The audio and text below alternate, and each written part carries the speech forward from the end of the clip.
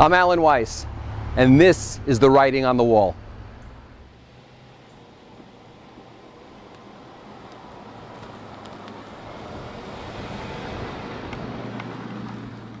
Hi, on behalf of Koufax the Wonder Dog and our producer Buddy Beagle, I want to welcome you to another episode of The Writing on the Wall. This one is number 21. I did not misspeak, you probably misheard.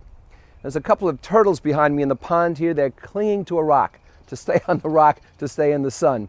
And I think when you're seeing this, we're just at the end of the primary season for the Democrats. And if you recall, Barack Obama got into a lot of trouble for saying that people were clinging to religion, sort of like clinging to the side of a ship as it sunk, trying to retain some kind of toehold. I think what he meant was that people turned to religion for solace. They turned to religion for comfort. I don't think he meant that Pennsylvanians are bigots and that they're too dumb to take care of themselves in any other way. But that's what happens when things aren't crystal clear. You know, the problem is we can't disregard.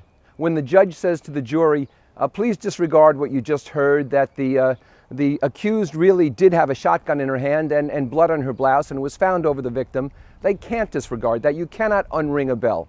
People aren't machines.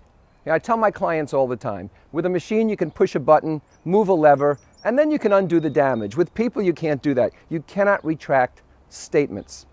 What did you mean? What did they hear? We hold people today under terrific scrutiny. Look at Hillary Clinton's sniper fire. Now, how could that happen? She was there, it was filmed, claimed that she was under sniper fire when she was just walking calmly off the airplane. I think I know what happened. She started to elaborate, she started to embellish, and she told it so often she believed it. And before we hold her up as evidence of some kind of storytelling evil, I think we have to understand that we all do it. We tell stories so often that we have embellished, we believe it. You know, you really weren't responsible back in high school for your team winning the track meet. In fact, you didn't even win the race. You were in a race and your team won the track meet. You were a minor player. But isn't it funny how things tend to change over time? We embellish to cover blemishes. Slim victories become triumphant marches. I mean, can you imagine if instead of marching to the sea, Sherman sort of said to some of his buddy generals in a bar in the next town, you know, I've come over here to this bar, I'm here in the next town. It's sort of been a triumphant march to me. Meanwhile, the reporters are over on the seacoast saying Sherman's not here. And so you can do this with your friends, but it's tough to embellish in public and maintain the fiction. But we tend to believe our own lies. Doris Kearns Goodwin, one of the great historians today, got in trouble for using someone else's phrases. I'm sure she didn't do it deliberately. She probably read them and loved them and kept repeating them and wound up using them herself. Barack Obama got in trouble for using a friend's citation, a friend's quotation about something. Heard it, loved it, his friend gave him permission, still got in trouble. People take my stuff all the time. I was introduced at a client once where I was speaking. I can't tell you the client's name, but I will give you the initials, Unisys. And the guy introducing me used one of my own stories to introduce me. That's right.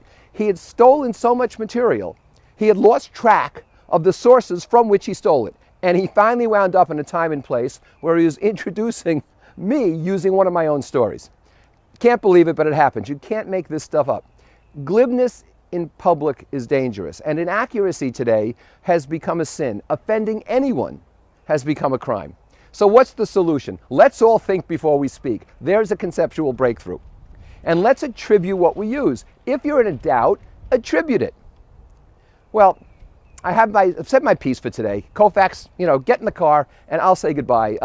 Goodbye and good luck. That's the way it is, and so it goes. Do you like that? I just made that all up. Koufax, come on, Koufax. Let's go, Koufax. Come on, Koufax. Good boy.